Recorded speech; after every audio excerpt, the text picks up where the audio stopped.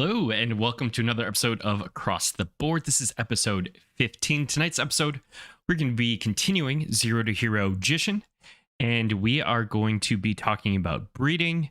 I posted a survey on X the other day and got some very interesting results, which we will be discussing.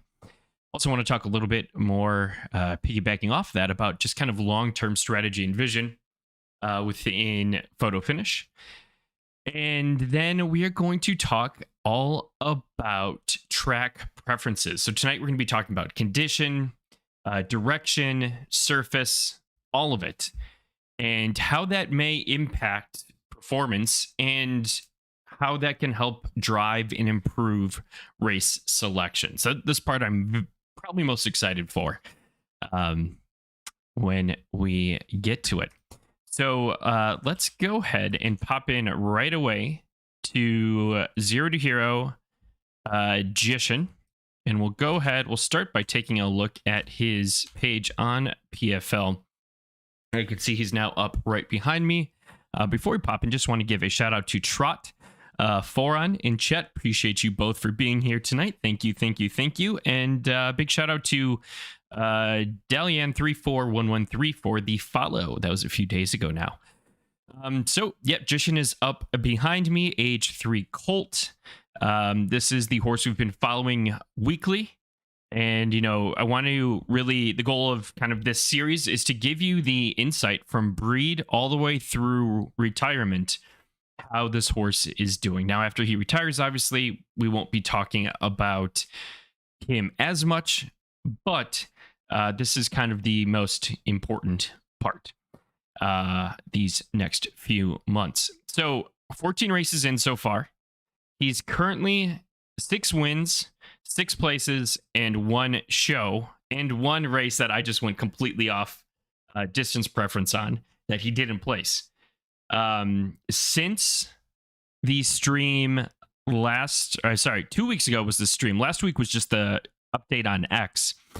But we have had, let's say these 3 races right here, 3 second places in a row. Second of 12, second of 6, and second of 7. Very happy with all those.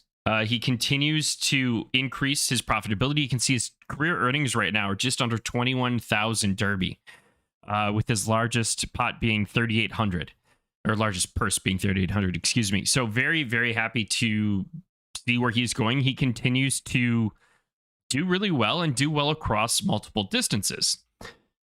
So my next kind of step, my next phase with Jishin is to really dial in those distances, much like I did with Hawkeye at 11 furlongs. With his wins and places being equal. So we're going to go ahead, we're going to jump in, plug him in on my site. Finally got the updated data pulls in here. And yes, got today's in just a few hours ago. So yeah, so we've got all 14 races now.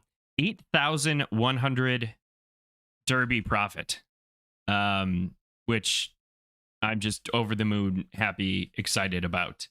You can see there, moused over it. Make it a little bigger for you. Breed cost on this horse was 4,000 Derby, so already doubled up within less than 2 full seasons of racing.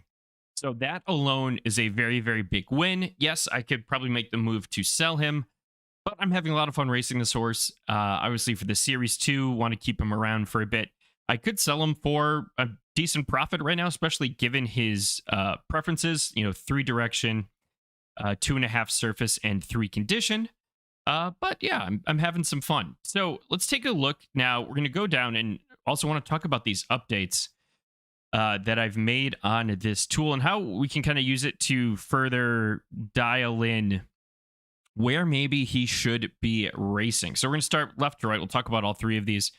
This one hasn't changed. So again, average finish position. I do that to kind of iron out fields with low races, low amount of registrants, excuse me. And you can see he's pretty consistent in terms of fleet figures so far, at least, from 4 to 7 furlongs, and then falls off at 8. This is the race he did not do well. He won once here and did not do well after, but big dip in fleet figure. Now we go to the infamous ball chart, which is now a single ball chart. And the red ball being your horse's speed compared to all other horses. So just because you're lower doesn't necessarily mean a bad thing necessarily, but it does just mean that you are in fact slower. So he's got some great speed at 4 furlongs, just below average at 5, pretty nice at 6 as well, about average at 7, and falls off at 8. The season index chart has a very, very big update, and I'll do a part 2 on this with a different horse because it's easier to tell. But this top part is still the same. So these numbers are your profit per season. So you can see, are you making more money? Are you losing money? Has a horse been mismanaged? Are there any opportunities here? And then pairing that with the average finish percent on this right axis. So again, using these two things hand in hand together, profits going up, good thing, and finished positions going down, good thing. With a new horse to me that says, hey, you're more dialed in and you're kind of going down the right path. If this was up, down, up, down, up, down, I would really take a deep dive into the race selection, this part right here, and say, okay, what's going on? What's working? What's not working? Then start applying filters based on distances, event type, condition, season, track pref match, all of that stuff. And then this new part down here at the bottom, this is your fleet figure by season, the average. So that's kind of a step. I'm not going to say it's a silver bullet, but a step in the direction of understanding performance as horses age on top of this. I didn't include it in the same axis. I felt it might get a little too cluttered, but thought this was really important. And I'll give some examples of this later on with Hawk and I think I could do pretty nicely with that. So we're going to go up top. So where am I going to run Jishin next? If I go up to the top here and I see, in the profit column, 5, 4, 7, and 6 have all been profitable. I have 6 races here at 5, 3 at 4, 1 at 7, 2 at 6. So given these high profit at these top 2, 4, and 5, and 6 races at 5, I feel pretty confident that 5 would be very strong. 50% win across 6 races, 100% podium rate. He's in line. He's slightly above his average, but, this is obviously an outlier. So he's very much in line with his average fleet figure. And what I think is fun, I'm not saying this is the only kind of fleet figure in race archetype that needs to be followed for success, but I like seeing that, starts off kind of slow at 5, then picks up, and then continues to pick up and does better as the race goes on. Pretty flat across 4 furlongs. He usually gets a pretty good start and holds it. Those races give me a heart attack, though. The one today was absolutely wild. 7 also improved, but I don't have enough data here. And the fact that I've had very good success rate with 4 and 5, I may continue to go down this route. The reality of it is, though, that this is all being considered within a perfect world and a perfect ecosystem of all of the race types are accessible to me at all times. And that's not the case. So if we go to his most recent race, which was today, the Handicap Blue Ribbon Challenge Handicap. Let's click this, give it a second. Oh, sorry, there it is, view race. Again, you can click right on the race and go in. Ends up getting second here, but again, 17 entry, 25 winning, so that's profit. 68 crown, profit on top of profit. Very happy with that. I just feel like, and eyeballing it, anecdotally eyeballing it, that, and we'll go, I guess we can watch the whole thing, it'll be quick, but he just, again, look at that start. Jumps up to the front nearly right away. Mambo Sauce also with a very nice start. I just feel like 4 is when he really starts to get going. He can hold his own at 4 just fine. But when it comes, and you'll see here like 2, 3, and this is pretty standard. He starts to like, well, not fall off, but like slow a little bit. And then something happens like right about here where he starts to then make a move again. And again, anecdotally, I feel like this is pretty consistent with him. And look at how close this finishes. Talk about photo finish living up to its name. Let's see if we can get that replay up. I'm going to go back on that. Just look at how insanely close that is. And he ends up just edging out a very tight second. We'll pause it right there. So 0.011 between first and second, and then 0.015 between second and third. Absolutely wild. Absolutely wild finish. Very, very, very cool. So I think, he's just starting to kind of pick up steam again at the end of 4.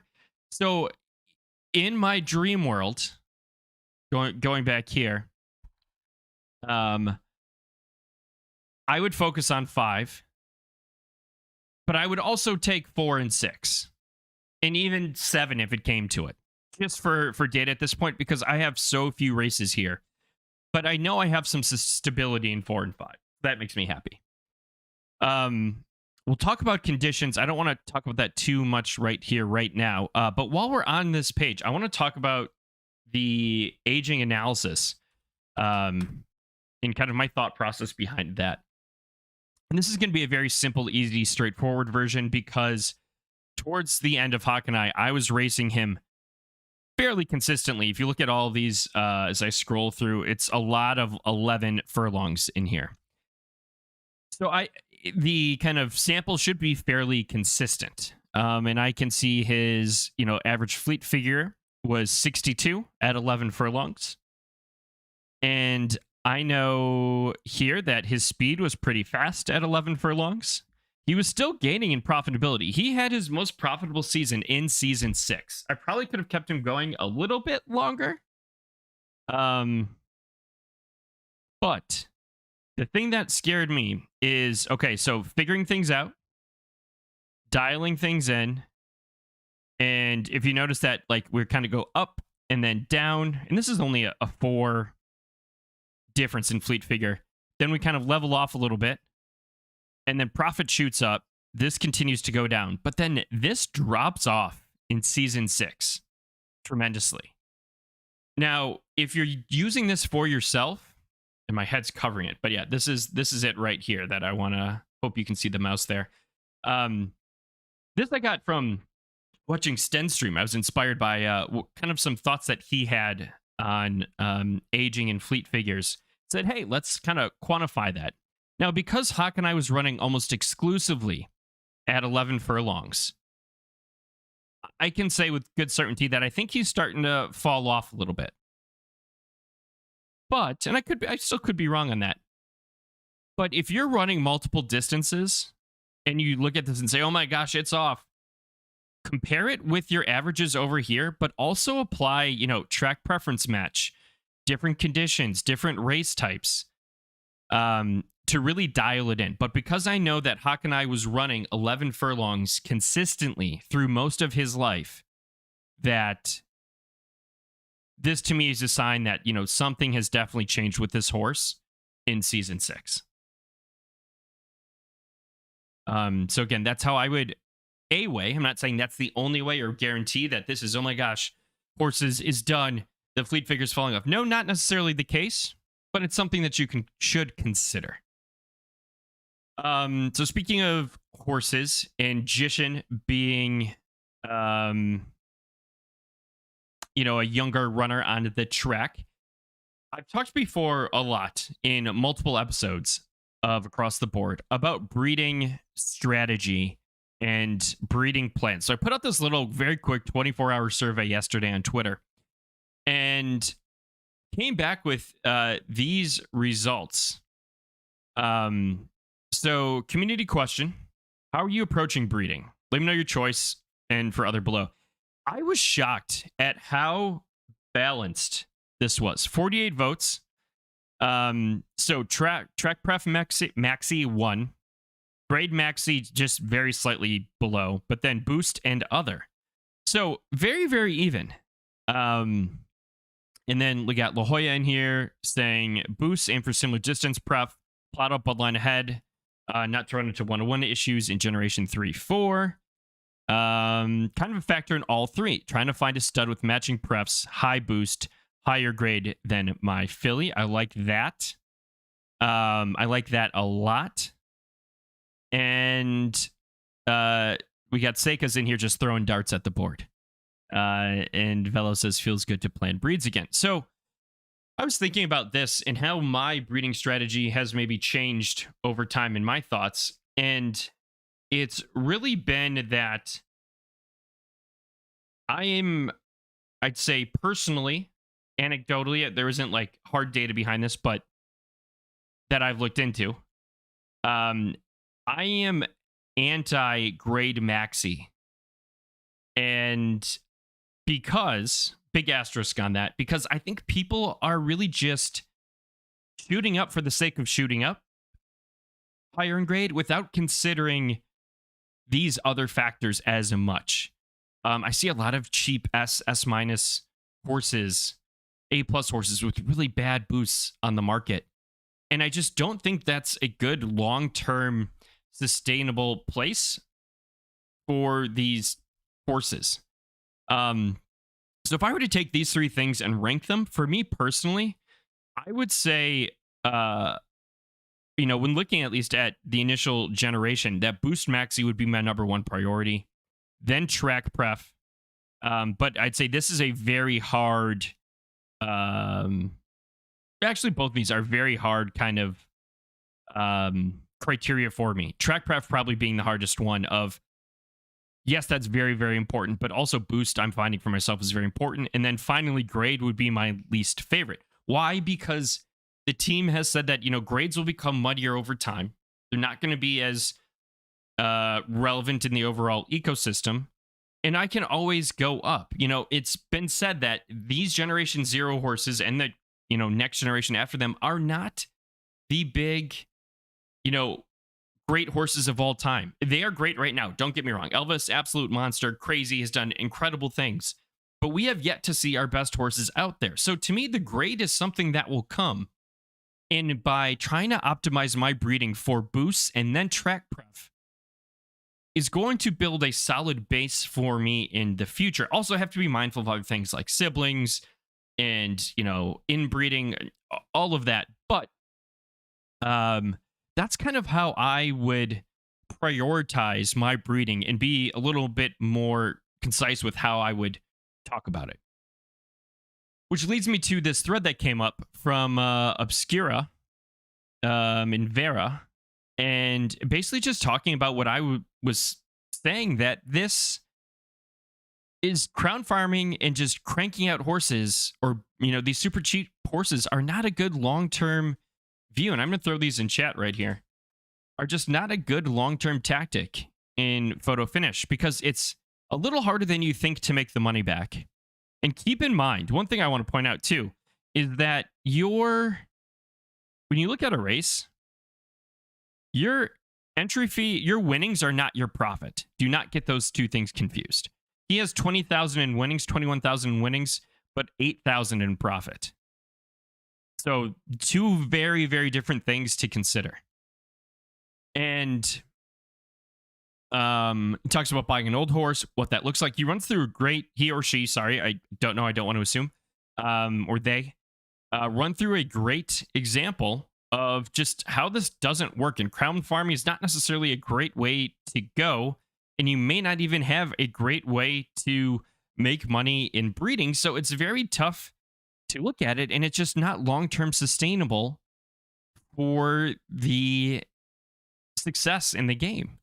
And I think it's going to, I was talking to someone about this last night, that it's just going to create a lot of horses just sitting there in a graveyard. Maybe there will be some opportunity in some, but a lot of these, I think, that are just being bred up for the sake of being bred up, may not be great and may really, really struggle.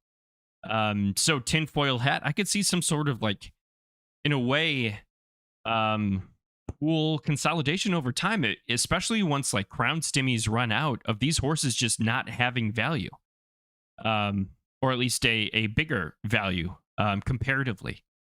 And again, these are just my thoughts. Nothing here is financial advice.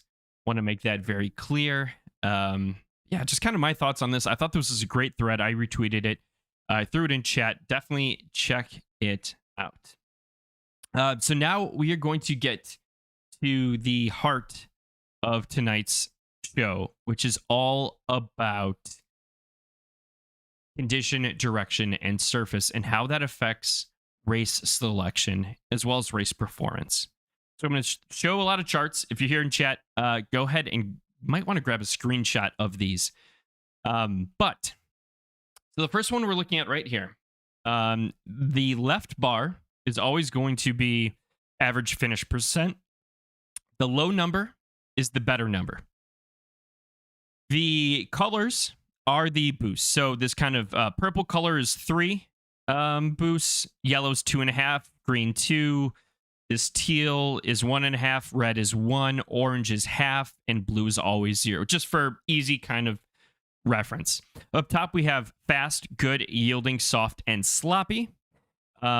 So what this is looking at is saying, and again, it's just looking at this, nothing else. There are a lot of factors that go into race performance. This is not, none of what I'm showing you here is necessarily a silver bullet, but I would say a consideration to have.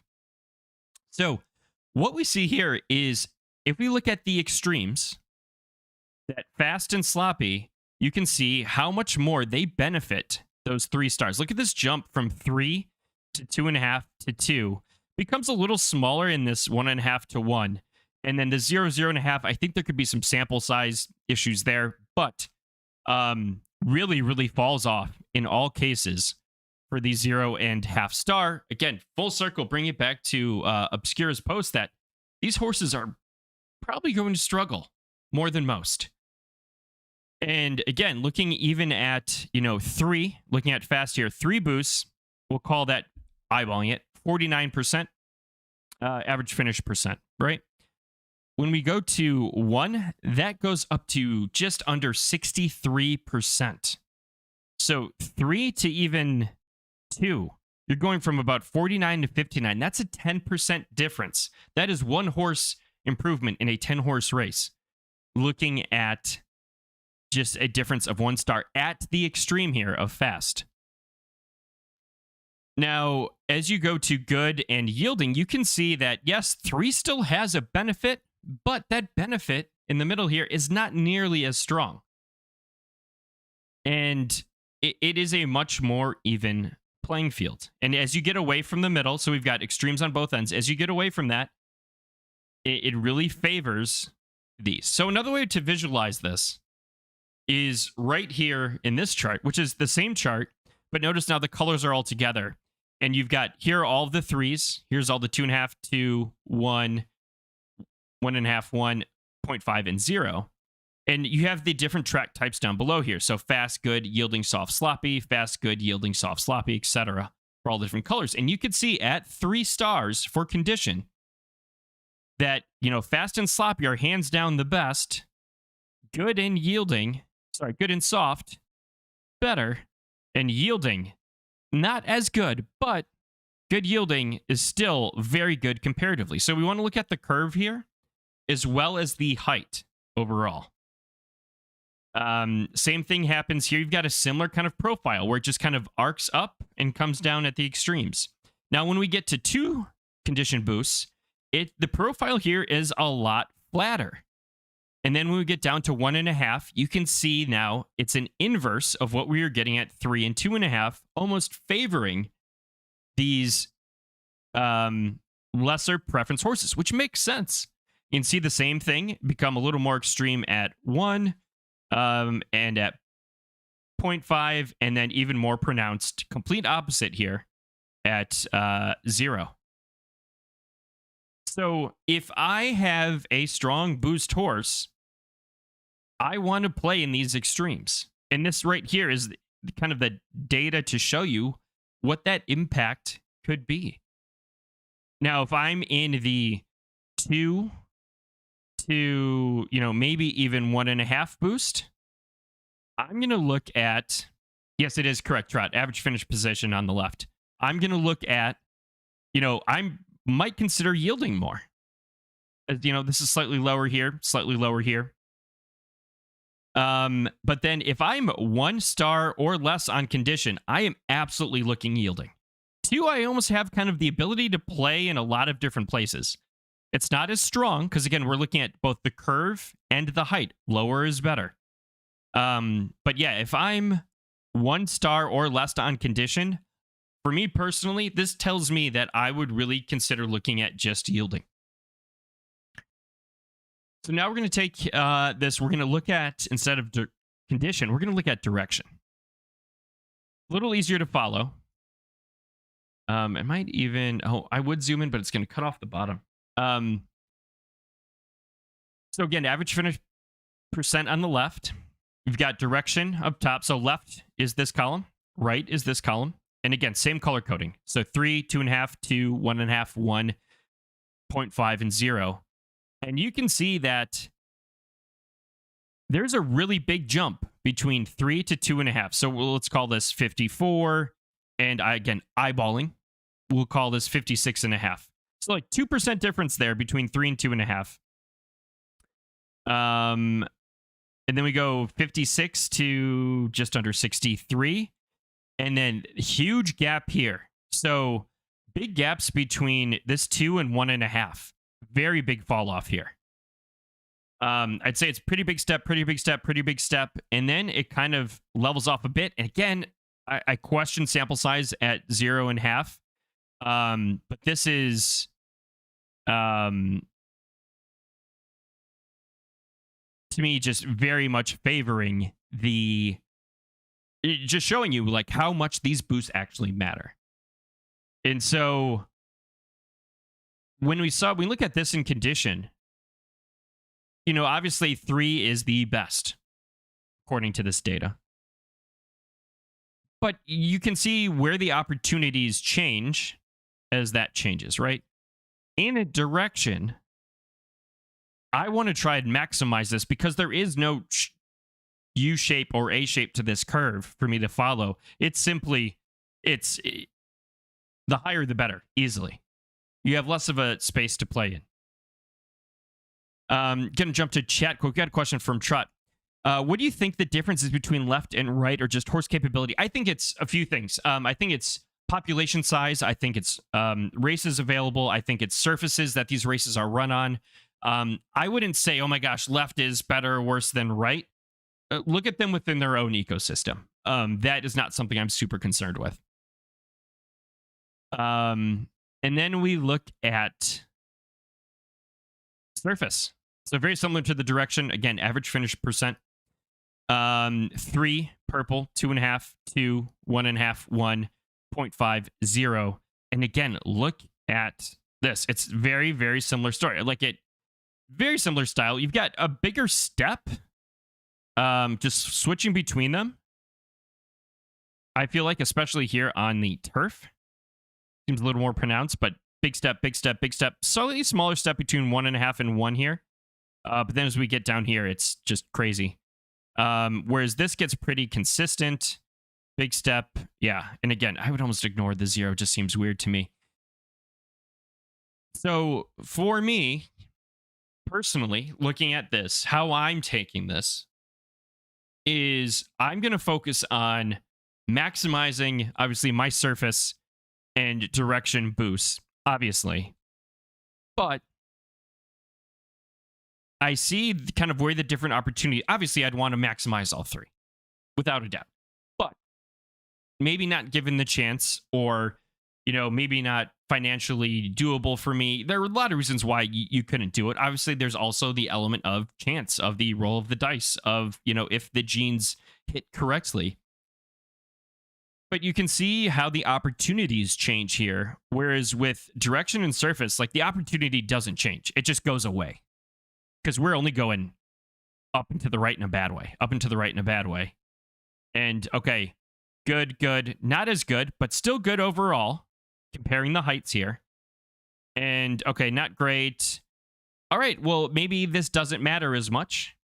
And here, yielding. So again, if I have high preference, I'm going my turn, my direction, my surface, and I'm going to play as much as I can, doing 100% or 0% for condition.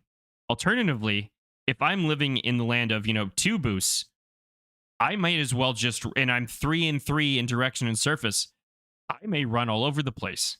So my question is, I'm not saying this is for certain, but then does this open up the opportunity for you to have more freedom to run in more races? Talking about, Jishin earlier with how I'm being super selective, does that make more sense? Now, the reason why it might not is because these numbers at 3 and 2.5 are much lower than these at 2. And 1.5 is very similar, but clearly seems to favor yielding. So, I mean, we're looking, again, this is ballpark eyeballing it here. The best fast is, we'll call that 49. And then for 3 stars, for 2.5 stars, that goes up to, call it 54.5. So that's what? That's almost 5.5. Finish percent difference. That could be a big deal. 10% in a 10 horse race, that's one whole position improvement. So I guess what I want to try and show here, bring up, is just the importance of how you think about your race selection when planning out your breeds, when entering your horses in races. Not so much to say this is the best entry you should be doing. You could maybe try that out. I encourage you to test that out. I think there's more that goes into it because we still have to factor in things like distance preference. You have to factor in the field, the type of race that you're in. Any, handicaps that are in place are all going to come into effect in your individual horse's performance. We're looking at broad strokes right here. So definitely some things to consider. To me, the most interesting part is this 2 to 1.5 and how this profile changes. But yeah, that's kind of my recap on here: condition, direction, and surface. So for me, absolutely maximizing, personally, my strategy for me, maximizing surface direction. Maybe some ways to play with condition if I think it's a great breed that, hits a bunch of my other criteria, whether that be budget, siblings, maybe I'm looking at grade overall. Maybe I have great direction surface pref matches. That's a higher grade, great boost profile if it's the initial generation, but condition is lower, and say, okay, they have maybe 1 star. I've got 3 that are bringing into. I could end up in 2 as an average. That's not a guarantee. Kind of understand then where I could be looking in terms of how I choose my race selection. So that's kind of the gist of everything I wanted to get to tonight. If anyone has any questions, please slide in my DMs on X, message me on Discord. Feel free to reach out anywhere, anytime, and I'll be more than happy to help out, whether that be questions on how would I run, a horse, thoughts on the game in general, thoughts on the ecosystem. Be more than happy to get more involved with that for the community. All right. If there are no questions on any of that, I think we'll wrap up tonight. A nice quick 40 minutes. And hope you all have a great week. Good luck on the track. I'll be back next week with another episode of Zero to Hero Jishin, along with some more data to share with you all. But yeah, hope you found this useful. Trot, thanks again for your support. And OG says, thanks, MJ. Awesome data. Awesome guy. Appreciate you very much. And appreciate you all, anyone watching this, wherever you are. Good morning, good afternoon, good